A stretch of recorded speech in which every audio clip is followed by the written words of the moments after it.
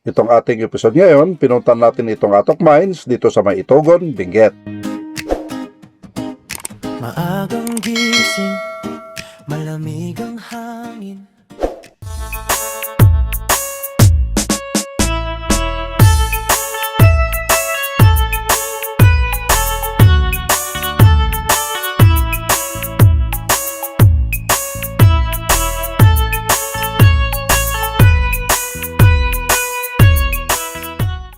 Good afternoon mga kamotor lover, bali motovlog adventure na naman tayo ngayon. Pupunta tayo ngayon dito sa may Atok Mines. Yan, hindi yung hindi yung Atok dito sa Halsima, kundi Atok dito sa may Itogon. Bali hinintay lang natin yung mga kasamahan natin, bali si Kim Bruce at saka yung anak niya ang makasama natin. Bali nandito na pala sila. Bali nandito na pala sila yung mga kasamahan natin. Okay naman kayo? Yan, si Kim Bruce at saka yung anak niya. At syempre, pati si Mrs. Excited na sa pagbisita mo sa lugar ni Papa mo noon. Excited na daw si Sean. Kaya, yun ang mga kamotor lover. Pupunta na tayo ngayon. Bali si Mrs. nandito sa tabi ko. Yan, at magpantayo doon. Bibisitahin natin yung lugar nila yung lugar nila Kim Bruce. Kulang yung gasolina ko, pag gasolina ng tagay. Agdircho tapos yung baba. Ya. Ay mong gaya, madama ganda. Sige, sige. Tara. Okay, sige, mauna ka na. Tara.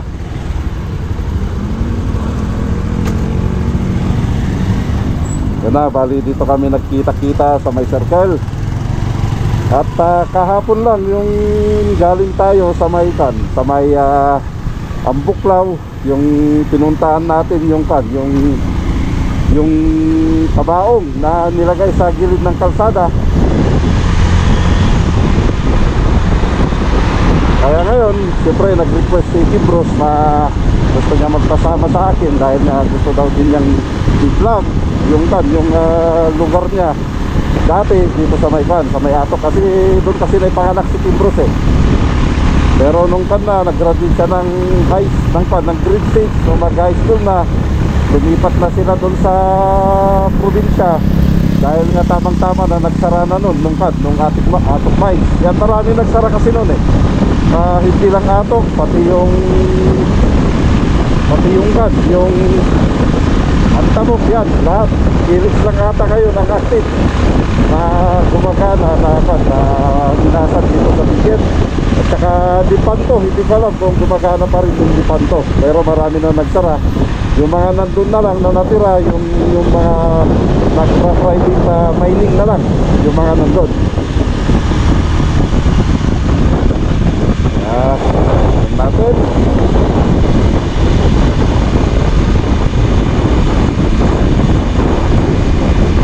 Yan, medyo malamig ngayon dito.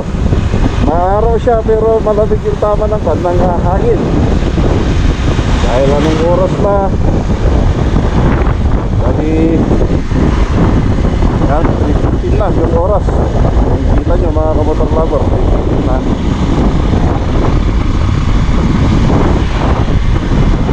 Kaya pati sa akin, excited din ako na makapunta sa lugar na yun. Dahil ilang taon na hindi kami nakapunta noon. Siyempre sa akin noon, second year high school ako noon, si Kim Bruce, grade 2 siya noon.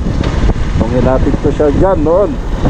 Pero nung mag-grade 3 na, siyempre lumipat na sila dyan sa Atok, dyan na siya nag-aaral.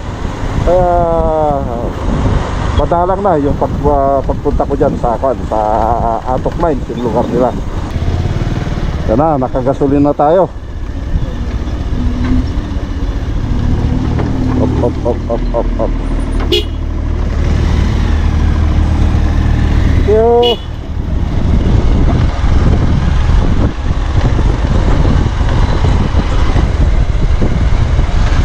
Kasi sa katagalan na nagtataksi kami, halos hindi pa ako pumasok rito. Kasi hanggang dun sa labasan lang. Pero maganda na pala yung kalsada rito.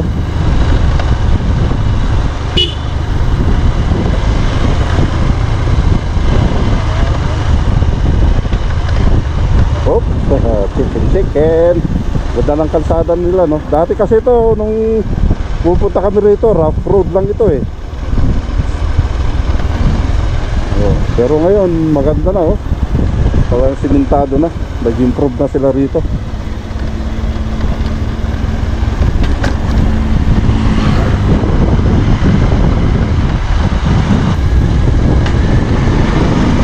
Nabutin natin yung mga kasamaan natin dahil nasa harapan na sila. Yung panganay kasi ni Kimbros hindi pa nakapunta rito. Kaya nga nung ikinukwento ko nun, nung pumunta sila sa bahay, parang hindi naniniwala sa akin yung anak niya. Siguro si Kimbros hindi niya kwento na dito siya naipanganak nun. Saka tumira rito, tumira sila rito ng matagal.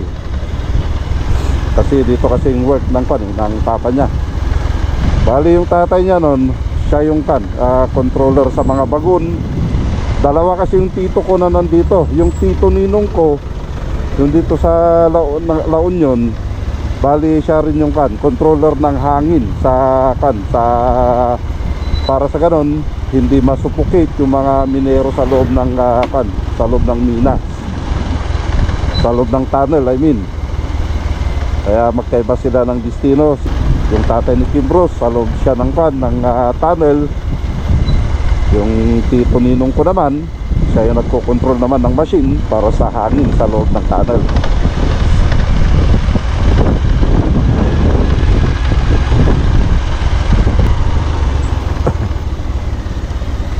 Pero medyo mahangin yung lugar na ito.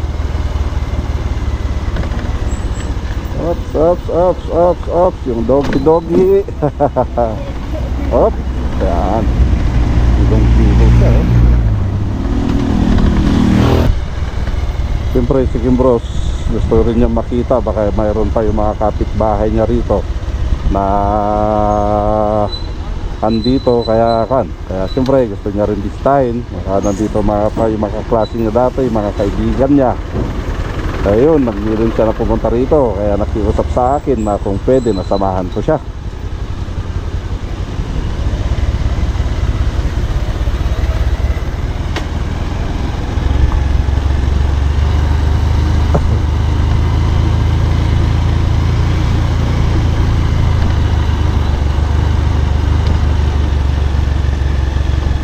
Talagang no? Dire-diretso yung pababa niya.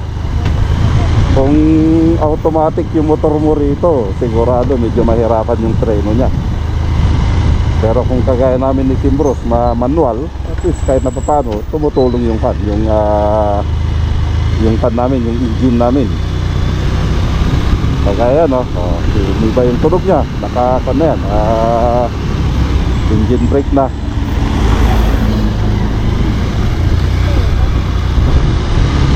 Sige na lang sa baba. Doon pa sa baba. Sobrang rough road dito noon. Kaya pag hinatid ko si Kimbros, balik ko lang ang jeep nila dito noon, umaga at saka hapon lang. Yun ang parang natatandaan ko. Yung noon mga 1980s, ganun yun 90s, mga ganun, 80s. Ay 80s kasi second year high school ako noon. Kasi yung 90 na kasi graduate na ako ng kanyon graduate na ako ng high school noon Kaya mga 86, mga ganun yung ninatid ko si Kimbros dito.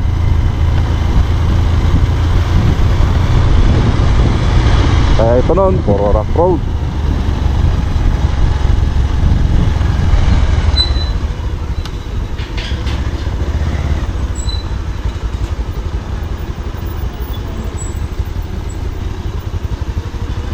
Nahanap ko siguro yung mga kakilala niya na rito.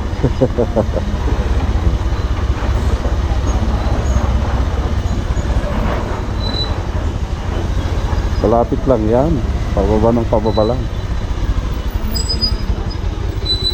May pigiri rito.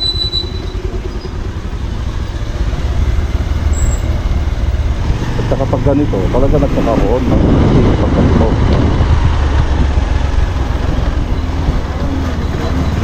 Wala kaya? Meron pa.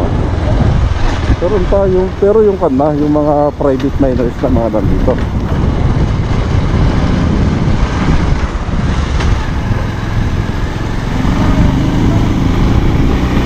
Malapit na yan.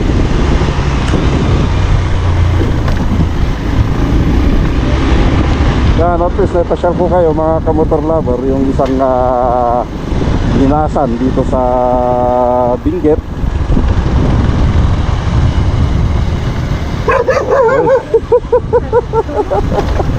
Loko-loko yung aso. Ang ganda ng kano, yung ball mirror nila square, di ba? Karamihan ng ball mirror round, pero yon square.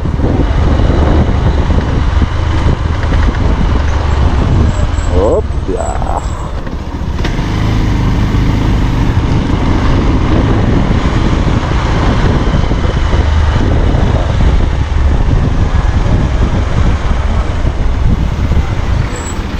Oh, medyo may kasipan lang yung kanila rito, yung daanan nila. Dito yun, dito. Kasi kahit na matagal na hindi ako pupunta rito, at least kahit pa paano, may konting pa naman. Nare-recall ako sa daanan na ito. Ang ganda rin yung no? Gumatdang, ayun, nasa Gumatdang na tayo, multi-purpose hall. Ang laki, no? Oo, tsaka yung sa Gumatdang Citizens Building. Yan na yung ba? Barangay hall? Hindi barangay hall yan kasi multi-purpose hall lang yan eh. Gumatdang pa lang to. Kasi ang pagkakalam ko doon sila, ito na, yung mayroon na rin palang school dito. Yan na, may school din dito. Si Kimbros, oo, di ka lang kung dito yung dito siya nag-elementary noon. Yan na.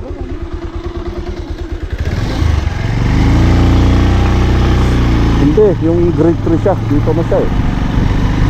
Yung grade 1 sa La Union, grade 2 sa amin, dito sa Pakdal, grade 3 dito na siya sa Atok.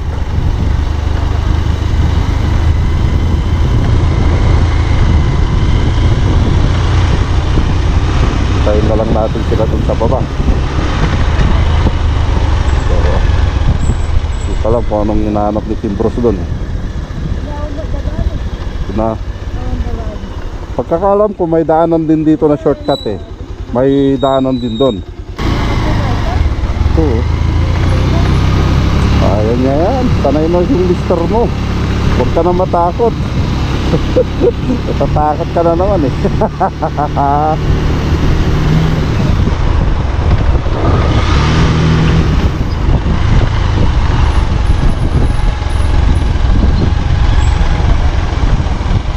Ang ganda rito kasi maraming puno pa rin, no? Hindi nila ginagalaw. Kaya malamig dito sa baba.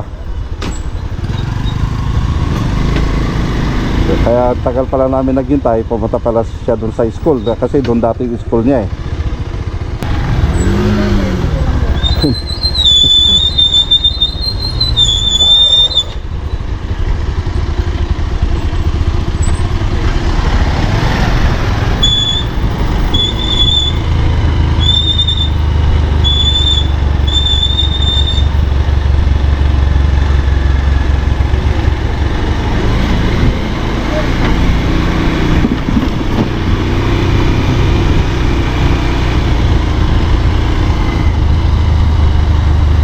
Ang ganda rito, puro kakayan na oh. Ang lalaki ng ng ano na yung kawayan, no? Ang taas oh. Yan ang magandang pang sidings, mas lalo na kung yung bahay mo puro kawayan, no? Ang gandang pang sidings yan, no? Tsaka gawing higaan. May tawag sila dyan na klaseng bambu yan eh. Lumugan. Lungugan daw yon.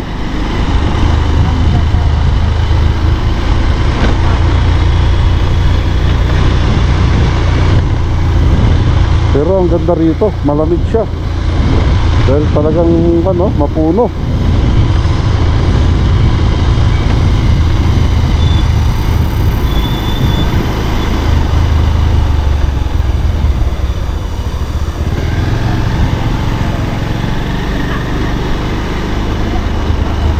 pine tree na rin ah.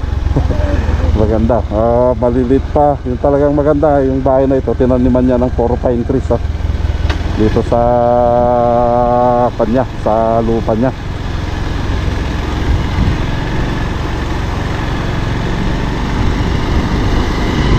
Pero maganda, no, parang kan no, nasa liblib ka talaga. Ang kagandahan rito, nasa liblib ka na nga. Maganda naman yung kalsada. Hindi kagaya yung mga napupuntahan natin na iba na kung nasa liblib, pangit yung kalsada. Sabagay, karamihan naman dito sa Benguet, kahit na nasa liblib na siya, maganda pa rin yung kalsada. Yun ang kagandahan rito. Pero sa mga ibang parte na napupuntahan din natin, mayroon din naman yung talagang rough road siya.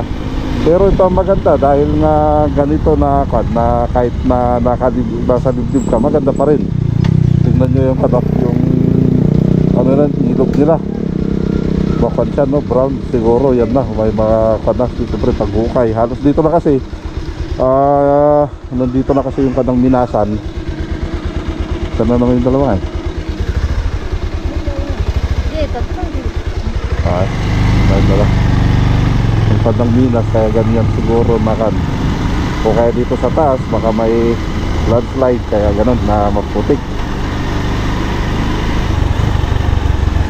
Itan mo yung paa mo kasi kakagat na naman yung aso na yan.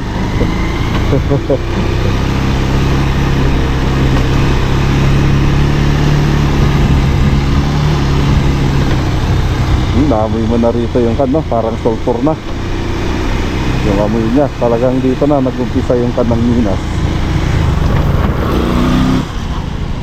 Sitio Stop Area. Nandito na tayo sa Asay. Bali dito na yung tunnel na pinapasokan nun ng mga minero. At nandito na yung malaking kompresor, yung nagbubuga ng hangin sa loob ng tunnel para hindi masuffocate yung mga minero sa loob niya.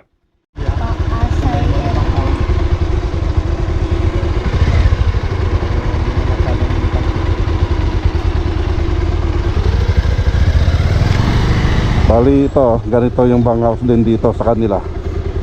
Yan. Bali nandito tayo sa Maykan. Yan na yung Asay area. Ito, halos banghouse din ito noon. Kasi nakikita ko naman tirahan ng mga yung mga miners. Yan, mga banghouse.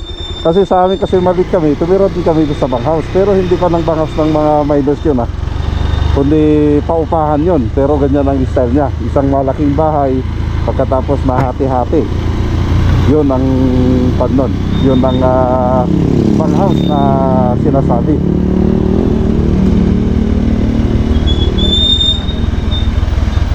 Ay, ito, dragon fruit. Hindi ba aloe vera yan? Ay, dragon fruit yan, no? Yun, may siya, bunga. Ito, tumutubo na rin to, pero kanta, no? Ibig sabihin, di pwede rin nga rin sa bahay yan. O, kasi malamig dito malamig naman sa Baguio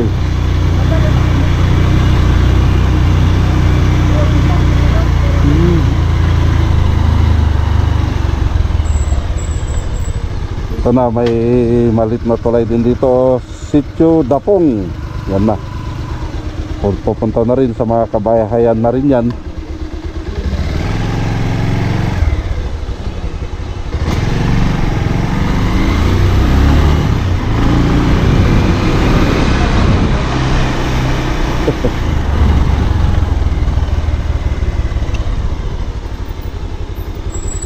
Ang ganda yung no, yung mayroon silang hanging bridge, no? Hindi may hanging bridge kanina doon, di ba? Pagkatapos may hanging bridge din doon. Ito, church din ito Kita ko kanina, church yan.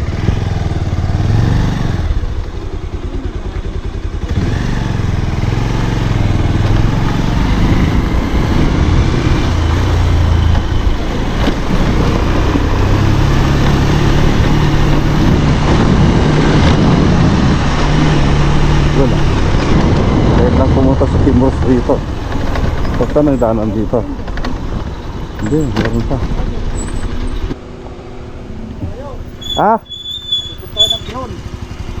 Saan yung bahay nyo dito nun? Dito nakarating na kami kasi dito na banda dati yung bahay nila Kimbros. Malaki na kasi yung pinagbago kaya pati kami nalilito na kaming dalawa ni Kimbros kung saan na dati yung location ng bahay nila dahil malaki na yung Nung yung pinagbago niya. pinupunta natin, nagliliguan natin na ilog. Dito. Ay, ito ba? Ah, wala na.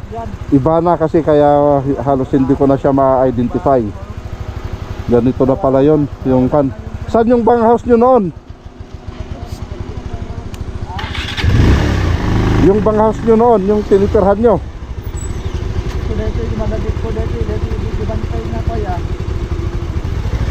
Pero saan yung kanila uncle noon? Yung ano na yun, yung minahan noon?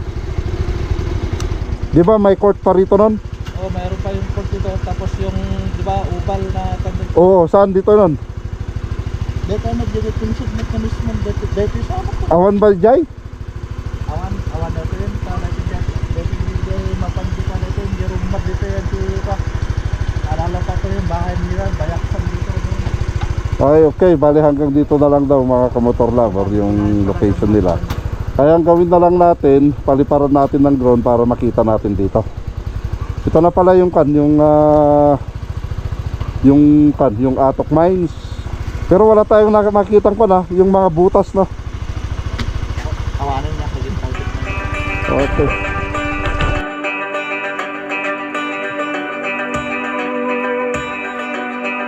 Ang mga makasaysayang distrito ng pagmimina ng Atok, Itogon at Benguet ay pundasyon ng industriya ng ginto sa Pilipinas, kung saan kilala ang bayan ng Itogon bilang unang malawakang lugar ng pagmimina sa bansa. Ang tradisyonal na pagkuha ng ginto ng mga katutong Ibaloy ay nauna pa sa kolonisasyon ng mga Espanyol, kung saan ang mga sinaunang komunidad ay matapang na pinagtatanggol ng kanilang mga yamang bundok mula sa pagsalakay ng kolonyal noong mga 1600s pa lamang. Sa pagpasok na ika-20 siglo, binago ng panahon ng kolonyal ng Amerika ang rehiyon tungo sa isang maunlad na sentro ng ginto, tanso at pilak. Ito ang nagbigay daan sa paglitaw ng mga pangunahing komersyal sa entidad tulad ng Benguet Corporation, itinatag noong 1903, at Atok Big Ridge Mining Company, ngayon ay Atok Gold. Ang makasaysayang Akupan Mine sa Itogon na pinapatakbo ng Benguet Corporation ay naging isa sa pinakamalaking producer ng ginto sa distrito. Samantalang ang bayan ng Atok ay nagkaroon ng makasaysayang kalagan ng militar noong ikalawang digmaan pandaigdig, nang ang mga lokal ng Division ng Infantry ay nakipaglaban sa mga pwersang Hapones sa bulubundukin lupain, at kalaunan ay nasaksihan ng munisipalidad ang mga pag-unlad ng sariling maliliit na pagmimina kasama ang mahusay nitong kilalang industriya ng gulay at bulaklak. Ito na mga kamotor lover, tingnan nyo, puro kape ang dami. Ito pala din yung isang nila rito, hanap buhay nila. Yan yung farm nila ng kape rito. Yan hanggang dun. Yan, puro kape. Ang dami Hindi kaya tayo pwedeng pumunta doon para makita natin. Yan, tignan nga natin doon. Subukan natin kasi hanggang dito lang kasi hindi ko namakan yung sa kanila Kimbros. Siya, nagpapalipad siya ng drone, pero yung drone ko hindi siya makalipad kasi naka-restriction yung drone natin malapit sa airport. Buti sa kanila, napalipad nila, sa akin hindi. Kaya nandun sila mag-ama. Sila na nagpapalipad doon. Tayo naman, tingnan natin. Pakita ko lang yung kape. Dami Yan, puro kapihan na ito hanggang doon. Ang daming bunga, pero maliliit pa. Kasi ito, pag magkuan na to, red na at saka medyo magblablak, yan ang kukunin nila, ibibilad na yan. Pagka nabilad na, tatanggalin na nila sa kanyan. Ay bago nila ibilad yan, tatanggalin nila itong balat. Yan, kasi ang kwan dyan, yung buto sa loob, yun ang ang ibibilad nila. Pag nabilad na yan, pagkatapos ikokan nila yan, anong tawag doon? Yung ikikirog. Ha? Ikirog na pa Anya na gana yan? Bali iluluto nila, parang ipriprito nila muna. Ang Ilocano term kasi namin, bali ikikirog niya. Yan, ikirog. Parang ganun maging black siya ng ganun. Ganyan. Pag kapag pwede na, naikirog na, yun na, sa kanila i-grind, at saka pwede mo nang kapihin. Yun ang processing ng kape. Tsaka Dito mayroon din silang pan, no? Ano na yan? Star apple. Yan, star apple. Kaso baka kung tayo ng aso, ah. Yan, puro star apple yan. Tsaka mayroon din kan guava rito, bayabas. Kaso maliliit pa, green. Mapakla pa yan. Yan. Kasi yung sa kanila nun, ay boss, iso na ito yung jikwan niya. Jakort idi. Dito yung bati court idi ti atok. Baliwan nga, dito nga banda. Ay, ije nga banda. Ay, dito yung mismo nga dito. Wanta, idi ngamin, tadubing kami, tadya kadwak nagpatpatayab dito yung danagjan. Minero da papa na. Idi nagsara ti Minas, sana to bimaba. Dito yung banda. Oo. Okay lang ba nakabidyo ak?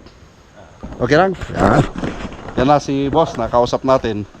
Pero dito, hindi na court ito kasi ang natatandaan ko, yung bahay kasi nila dito banda, yung para bang house nila.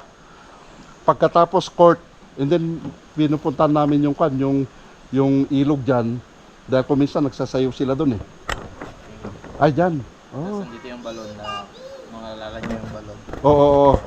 Ay, diyan na yung balon. I see. Dito lang, baba ng sasakyan. Pagkatapos ito yung turning point ng jeep, no? Kasi ang kwan ko kasi, ang Kelly, doon na, sa taas. Pagkatapos yung mga machine nila nun, kasi yung tito ko kasi yung isa, ang trabaho niya, siya yung nagkocontrol ng kwan, ng hangin. Hangin sa loob ng tunnel. Pagkatapos, yung tatay nun, siya rin, papasok sa loob ng tunnel, nagkocontrol din siya ng bagon. Pero yung tito ko nagpasok rito, baka kilala mo, yung si Engineer Kasuga. Baka hindi zero. Kasi siya kasi ang engineer dito nun. Siya nagpasok sa kanila. Pinsan ng father ko. Oo. Kaya pumunta kami rito, kaya sabi ko, bakit ibang-iba na?